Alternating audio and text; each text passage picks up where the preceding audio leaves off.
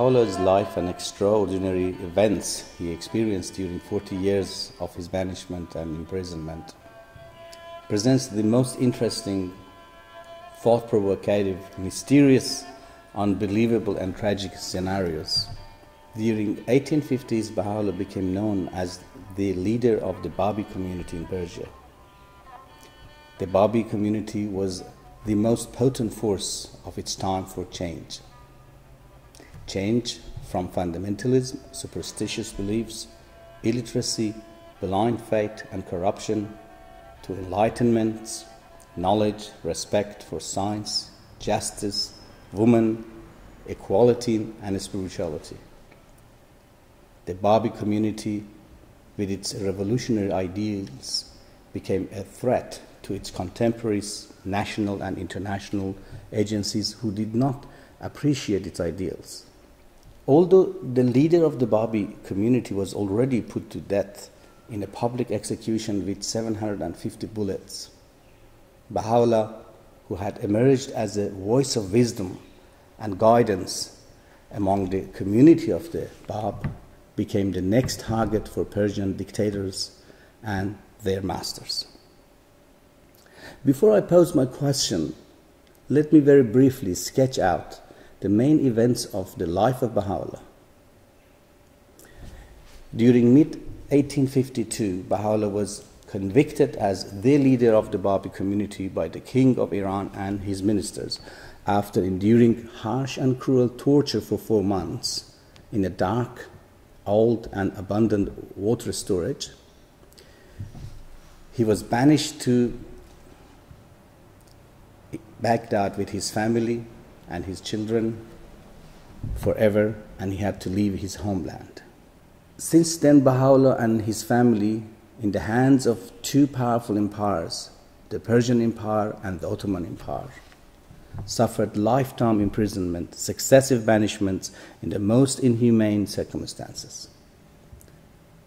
Everywhere that Baha'u'llah stayed for a short while as an exile or a prisoner, his innocence and spiritual powers were manifested and acknowledged by the people around him, who fell in love with this unique, kind, pleasant, inspirational and joyful character. Regardless of who he was and what he had done, many learned leaders, high-profile businessmen, famous artists and authors, government high officials, religious leaders of the nations, one and all fell in love and adoration of this prisoner. So the authorities had to move him again to a further exile. Eventually, he was confined to a military barracks within the walled city of Akka, which is now situated within Israel. For the first few days, no water, no food, and no medical supplies. For prisoners who were about 72, including Baha'u'llah's family, children, women. And all of this happening for these prisoners who had done nothing wrong, but just being attracted to Baha'u'llah and devoted to what ideas he had. And Baha'u'llah had done nothing wrong, but being extremely wise, loving, and mysteriously knowing what was in everyone's heart. With Baha'u'llah, speech, distance, language, and time were irrelevant. You just be with him for a few minutes, you feel as if you have ever been with him, and everything that you have in your heart is already in his heart. In modern science, this phenomenon is explained as quantum leap. In fact, Baha'u'llah was the first who theorized the concept of the Big Bang theory in full details. And this was done in a response to a question put to him about the origin of existence. Now the question that I'm interested to ask is, why Baha'u'llah was imprisoned with his family and companions? Where else in the history a convicted criminal has been punished with his wife and young daughter? It is important to remember that Baha'u'llah's sentence was officially sanctioned by two governments and their prime ministers and bureaucracies. And seemingly they were very civilized. One needs to recall that in the prison barracks of Akka, Baha'u'llah's young son died bleeding to death on his arm, and Baha'u'llah watched all of this during his sentence. Baha'u'llah had to see his very young daughter growing up to become a young woman in harsh conditions of his prison. Those who loved to be in his presence, his secretary, his cook, personal attendants, artists, renowned philosophers and learned of their time, they all shared the sentence with him with joy, pride and happiness. The question is why Baha'u'llah's sentence had to include his family and so many of his supporters and associates. I have not come across a similar situation where two governments punish a young girl with her father in a life sentence because of some allegations against her father. In answering this question, first I would like to share with you the interview that Professor Edward Brown conducted with Baha'u'llah while he was under house arrest near Akka. According to the notes that Edward Brown left behind, this is how he described this interview. A mild, dignified voice bade me be seated and then continued. Praised be to God that thou hast attained. Thou hast come to see a prisoner and an exile. We desire but the good of the world and the happiness of the nations, yet they deem us a stir up of a strife and sedition worthy of bondage and banishment. That all nations should become one in faith, and all men as brothers, that the bonds of affection and unity between the sons of men should be strengthened, that diversity of religion should cease, and differences of race be annulled. What harm is there in this? Yet so it shall be. These fruitless strifes, these ruinous wars shall pass away, and the most great peace shall come. Do not you in Europe need this also? Is not this that which Christ foretold? Yet do we see your kings and rulers lavishing their treasures more freely on means for distraction of the human race than on that which would conduce to the happiness of mankind. These strifes and this bloodshed and discord must cease, and all men be as one kindred and one family. Let not a man glory in this, that he loves his country. Let him rather glory in this, that he loves his kind. It's interesting that Baha'u'llah had already conveyed this divine message through hundreds of letters and essays to all the kings, rulers, queens and leaders of the world of his time. He had made dire predictions of the development of engines of war, materialism, arms race, greed and suffering, if humanity does not unite. But his call fell on deaf ears, and with one or two exceptions, his voice was ignored. As we look back and see the unfoldment of Baha'u'llah's movement within its contemporary world, we see two processes in two opposition directions. One was the process of disintegration of large empires into smaller nations based on language, religion, race and ethnicity, and their subsequent militarization and armaments against each other. And the other process was initiated by the call of Baha'u'llah and his loving and educative process of calling nations to lay down their arms and beat their swords into plows. And the core of his message was, it is better to be killed than kill. Let not a man glory in this, that he loves his country. Let him rather glory in this, that he loves his kind.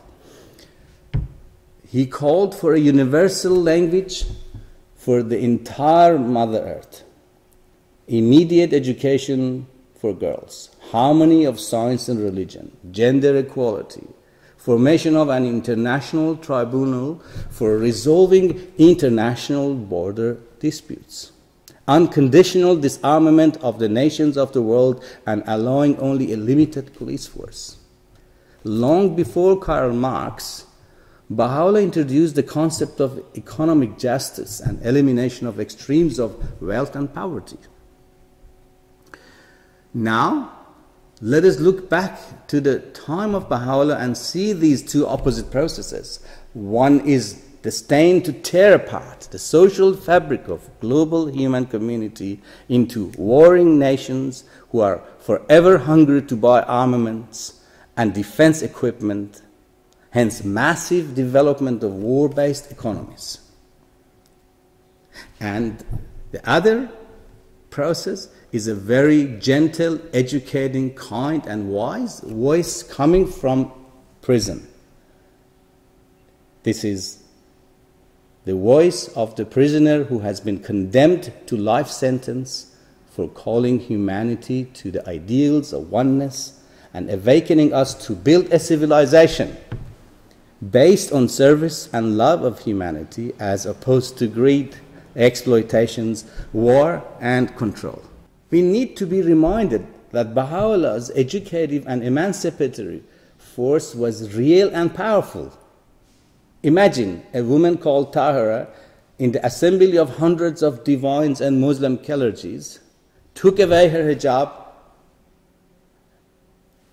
and took control of the conference and stated that this is the day of emancipation and enlightenment and this is how change is going to happen.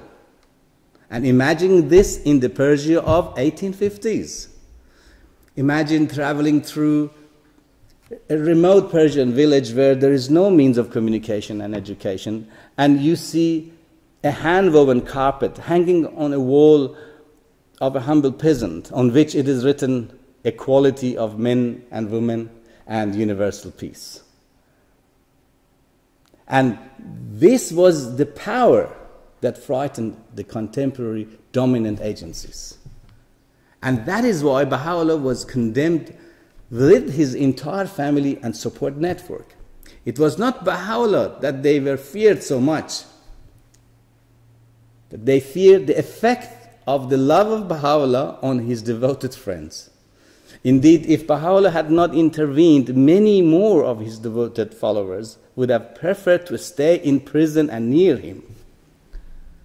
Baha'u'llah commanded many of his companions to move away to far distant lands and educate humanity towards unity and love. That is how the movement of unification of humanity grew. Baha'u'llah's followers were killed in the most brutal and torturous ways in Persia and some Arabic countries. For example, a believer's tongue was cut and then he was forced to eat his own tongue while his family were taken ransom and watching dad eating his own tongue, fearing that his family may suffer too. Then he was beheaded and his body given to the mob to be cut in pieces for attracting blessings of God. The historical records left behind by his own writings and close companions is available to the historians. All the foreign embassies in Persia had accurate records of what was happening in those places and those days. Yet the call of Baha'u'llah, his predicaments and suffering of his followers have not been acknowledged by the international community. Now is the most critical time for our human development. Either humanity will self-destroy each other and the ecology through the acts of ignorance driven by greed and childish selfishness, or we have to unite in a global, safe, just and sustainable community. And if so, then we need to know what Baha'u'llah had to offer for the new age of peace, love and harmony. Therefore, I cannot stop thinking about and reading more of his original works, within which he has given a blueprint for a new world order, which has nothing to do with any form or type of orders that some leaders or commercial agencies refer to. Because Baha'u'llah's basis of a new world order is not force or profit-making enterprise. Rather, it is service to humanity and unconditional love for humanity and respect for life, knowledge, equality, and mindfulness about our ecology.